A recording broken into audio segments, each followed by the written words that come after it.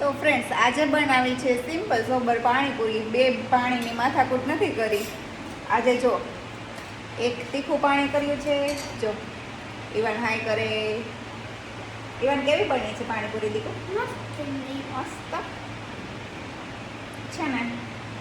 એક પાણી બનાવી નાખ્યું છે ફુદીનાનું. આ મસાલો બનાવ્યો છે.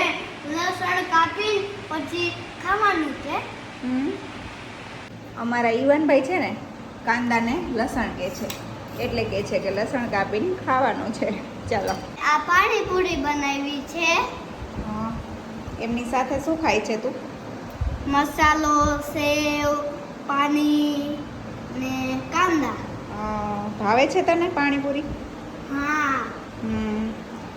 આ ઈવાનભાઈને છે ને ભૂખ લાગી હતી તો મેં છે ને એને તૈયાર કરી દીધી છે પાણીપુરી.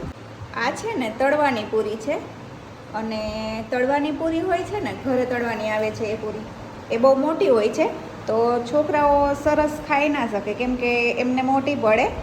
તો મેં એને છે ને આવી રીતે બે પાર્ટ કરી નાખ્યા છે. આ તળવાની પૂરી આવે ને એના સીધા જ બે પાર્ટ થઈ જાય છે. આવી રીતે ચપ્પુ મારીએ ને વચ્ચેથી, એટલે આ નાની નાની પૂરી થઈ જાય અને છોકરાઓને ખાવામાં મજા આવે.